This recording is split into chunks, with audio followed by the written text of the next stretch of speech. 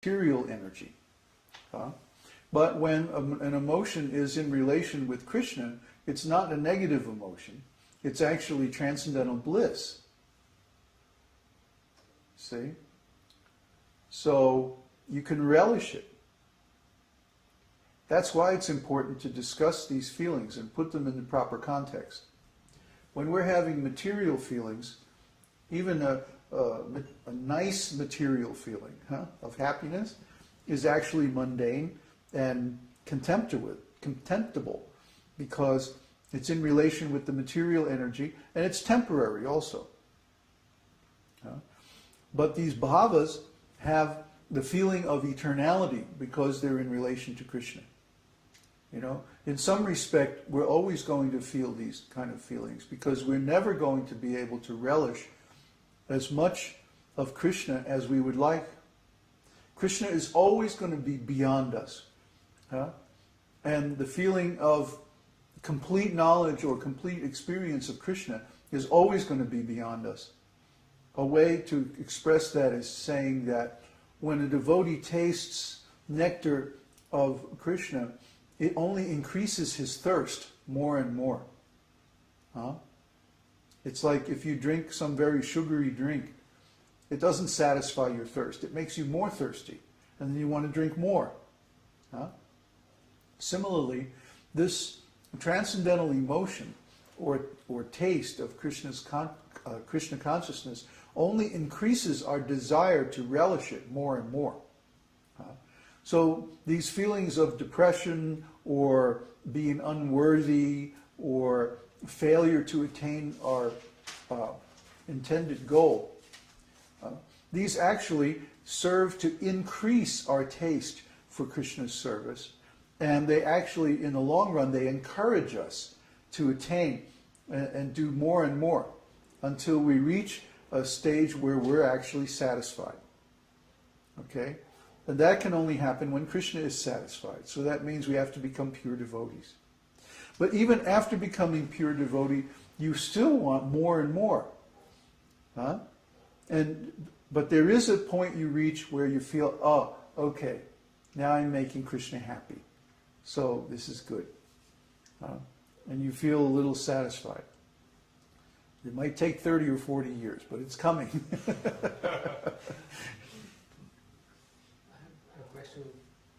Connected with Mike's question.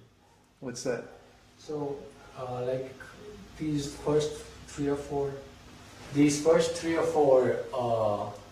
sthāyi-bhavas, I'm really happy that we're talking about them, so that I know that all devotees go through these phases, and it's not just some weakness that makes me an outlier or something. Mm-hmm. So, but in the Nectar of Instruction, Rupa Goswami advises that we should be confident and enthusiastic in our devotional service.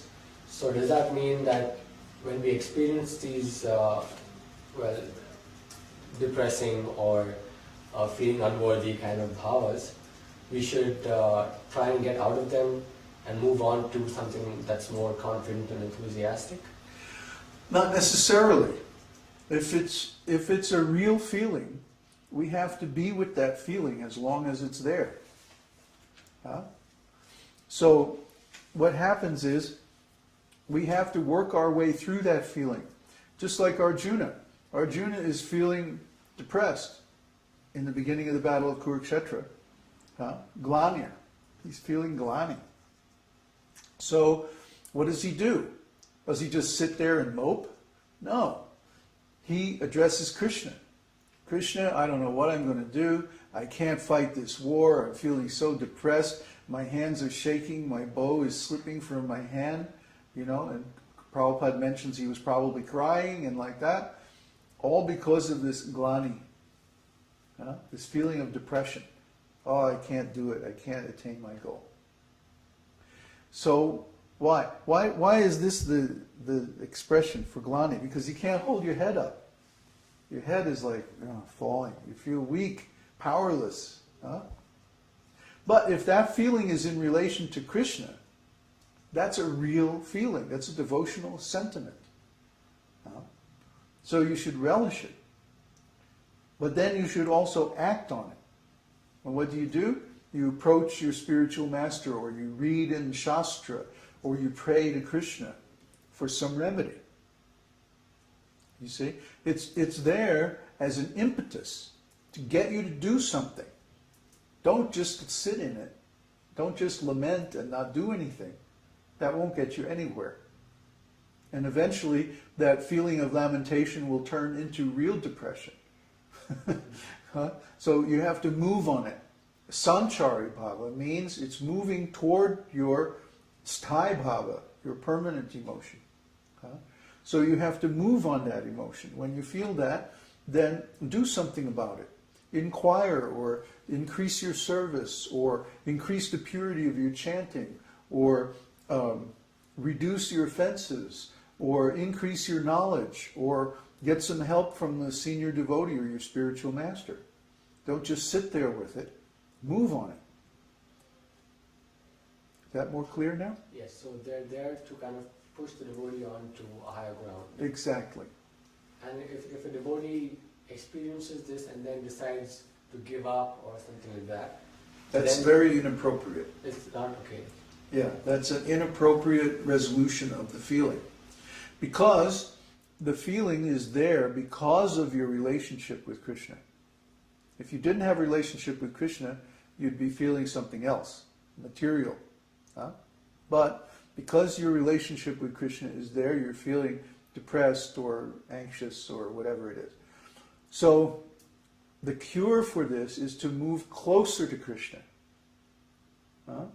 When you get close enough to Krishna, then you'll feel fine.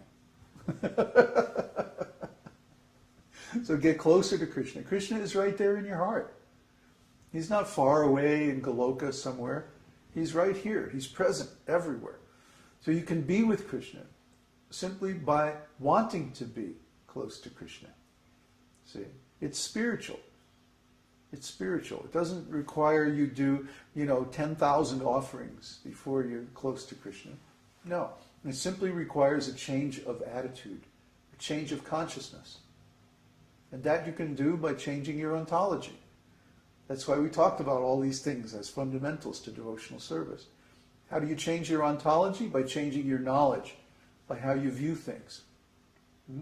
So if you're feeling these emotions and you change your viewpoint from, oh, I'm suffering, I'm depressed, to, oh, I'm depressed because I can't get close enough to Krishna.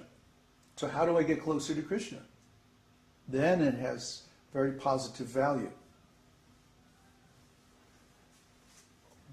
In my experience, how you can tell that that's spiritual is because after you have that emotion, you feel good. Yes. In material experience, you have that emotion and then you feel worse and then worse and worse. Yeah.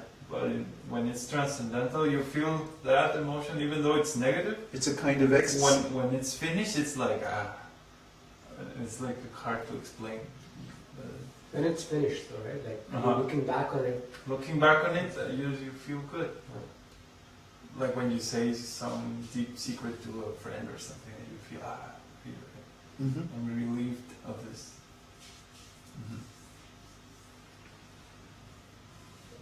That's my experience. Next question.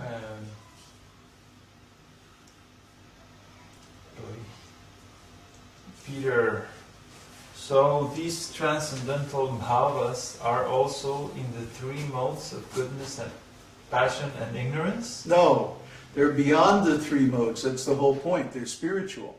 I think he was mixing them because of the intoxication one. What? No, it's not intoxication like wine or drugs. It's intoxication in devotional ecstasy. I think that's where it came from. I don't know. Anyway, all these emotions are beyond the three modes. They're in the transcendental platform.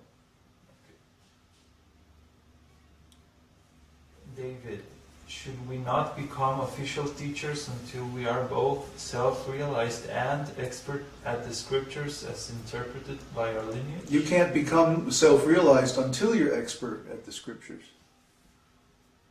Without that knowledge, you won't be able to serve Krishna nicely. The three levels of devotees are Kanishta Adhikari, Madhyam Adhikari, and Uttam Adhikari. The Kanishta Adhikari is a neophyte. He has some faith, but he has no knowledge. His knowledge is only, it's like sentimental or very, very superficial knowledge. Oh, Krishna is God and I'm supposed to chant and stuff like that. And maybe he's beginning to read the scriptures, but he doesn't really understand the scriptures very deeply. The scriptures, even though they contain stories, you can't read them like a novel or something like that. That's only a very, very superficial understanding of the scriptures. So, when that knowledge deepens, and especially when one becomes initiated by a bona fide spiritual master and has overcome the 10 offenses in chanting the holy name, then